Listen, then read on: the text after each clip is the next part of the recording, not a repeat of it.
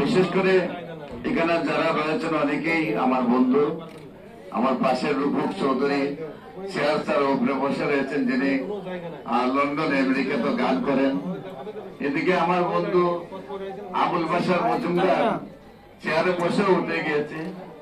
আমার পাশে বন্ধু আমাদের অ্যাডভোকেট সোহেল সাহেব একেবারে একের কিনারে বসে রয়েছেন।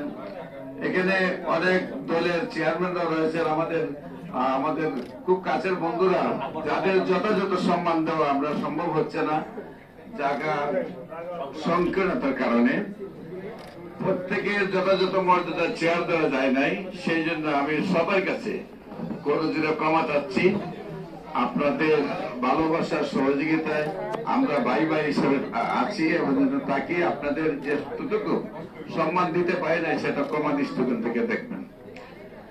বিশেষ করে আমার এই গণস্বাস্থ্য হোমিও আজকে বলতে গেলে আমাদের প্রতিষ্ঠানে হবিগঞ্জ এবং ঢাকাতে প্রায় 100 জন ডাক্তার কাজ করেন। এই প্রতিষ্ঠানটা বাংলাদেশ নয়, সারা বিশ্বে এত বড় প্রতিষ্ঠান আর হোমিওতে পাওয়া যাবে না ইনশাআল্লাহ। গণস্বাস্থ্য হোমিও অনেকটি বিশ্বব্যাপী একটি ব্র্যান্ড হয়েছে। সেই সকল ডাক্তারদের অক্লান্ত পরিশ্রমে আমার কিছুই নয়। আমি মনে করি এখানে যে 100 জন ডাক্তার রয়েছেন, তারা যেভাবে অক্লান্ত পরিশ্রম করেন, যেভাবে রোগীর সেবা দেন, যেভাবে রোগীকে ভালোবাসা দেন, যেভাবে রোগীকে মায়া করে দেখেন, তাদের সেই অক্লান্ত পরিশ্রমী আজকে গণস্বাস্থ্য হোমিও সারা বিশ্বের একটি ব্র্যান্ডে রূপান্তরিত হয়েছে। ইতিমধ্যে আমরা একটি হাসপাতাল করতে যাচ্ছি ঢাকাতে। আপনাদের আমরা চাবো ওই মানের একটি হাসপাতাল হবে যেটা লন্ডনের কোন রোগী ফেল করলে সেই রোগীটা বাংলাদেশে আসবে, আমেরিকাতে ফেল করলে সেই রোগীটা বাংলাদেশে আসবে।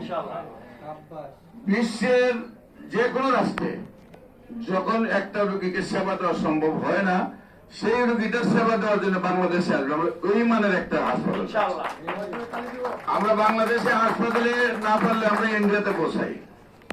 আর আমরা চাবো যে ইন্ডিয়া নয়, সারা ওয়ার্ল্ডের কোন হাসপাতালে চিকিৎসা না হলে সেই রোগীটা আমাদের হাসপাতালে আসবে।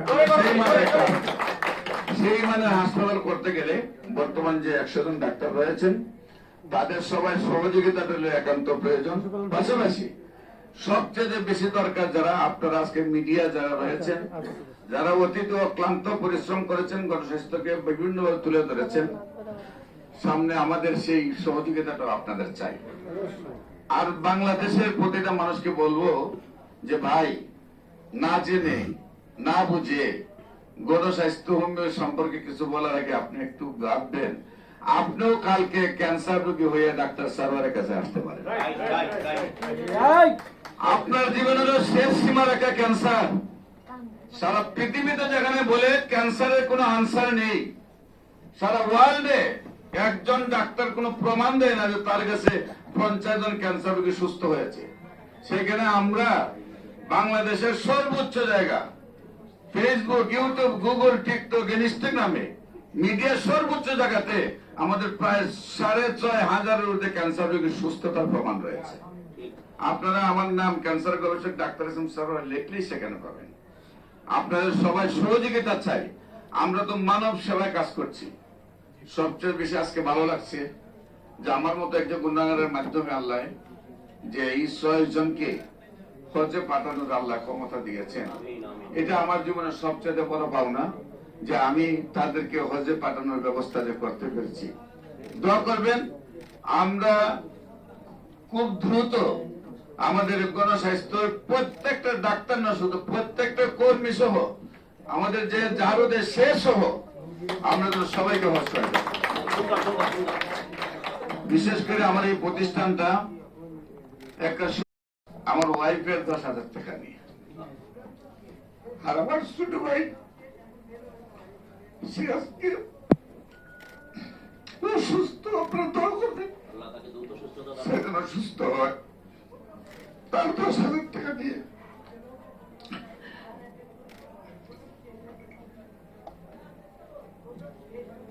এই 20,000 টাকা হলে প্রতিষ্ঠান শুরু। এবং ঢাকা সিটিতে আমরা যখন প্রতিষ্ঠান করতে আসি তখন একেবারে জিরোর মধ্যে আমরা টাকা ছাড়াই আমরা শুরু। দারুস সালামে যিনি বিল্ডিংটা আমাকে দেন, এটার মধ্যে যে অ্যাডভান্সের টাকা লেখা ছিল, উনি আমার পরিচয় পেয়ে উনি আমাকে ডেকে নিয়ে আমি বলছিলাম আপনার 4 তলা ঘুরছেন কেন? আমি বলছিলাম যে আমি একটা অফিস নিব, কিন্তু অ্যাডভান্স অনেক, সেই জন্য নিতে পারছি না। উনি চাপে হাতে ধরতে বলছিলেন যে আপনার তো একজন মানুষকে আরো করে অ্যাডভান্স দিব না। এবং 7 মাস বাড়ানো দেওয়ার পরে উনি আমাকে সহযোগিতা করেছিলেন।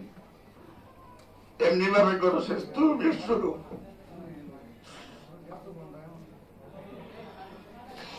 আজকে সেই প্রতিষ্ঠানটা সারা বিশ্ব জুড়ে কাজ করতেছে, আপনাদের সহযোগিতা দরকার। আমরা তো ক্যান্সার রোগীর সেবা দিতে ভাই, যে রোগীটার সেবা দিতে প্রতি মাসে কয়েক লক্ষ টাকা চিকিৎসা দরকার, যে রোগীটার সেবা দিতে বোন মেরু ট্রান্সফার, লিভার ট্রান্সফার করতে কোটি, 1.5 কোটি, 2 কোটি, 3 কোটি টাকা দরকার। একটা পরিবারে ক্যান্সার রোগী হওয়ার পরে পরিবারটা একটা ধ্বংসের মধ্যে চলে যায়। যার পরিবারে ক্যান্সার হয়েছে সে বুঝে তার যে কত কষ্ট।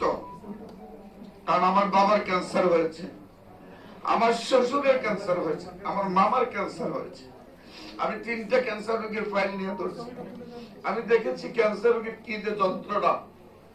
আপনাদের পরিবারে যারা ক্যান্সার হয়েছে আপনারা বুঝতে পারেন যে ক্যান্সার রোগীর কি যে কষ্ট।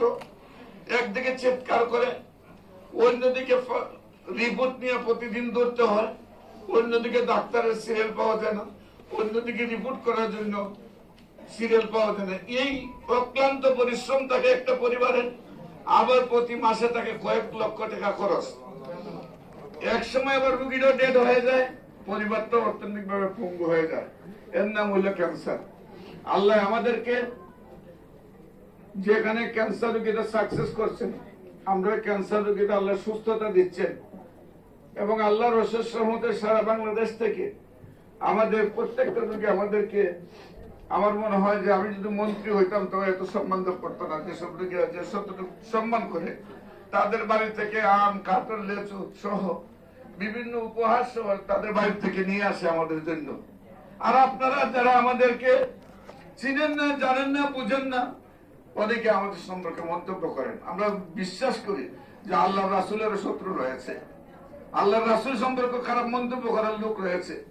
আপনারা আমাদের মন্তব্য করতেছেন যারা, আমি আপনাদেরকে অনুরোধ করব, ভাই আপনিও ক্যান্সার রোগী হয়ে আমার কাছে আসতে পারেন, আমিও আপনার সেই সেবাটা দিতে পারি। আপনি সব নিয়ে খেলেন, অন্তত মানুষের জীবন নিয়ে খেলাটা ছেড়ে দেন। আমরা তো মানুষের জীবনকে সহযোগিতা করতেছি। যারা অন্তত আমাদের সম্পর্কে ধারণা নাই তাদেরকে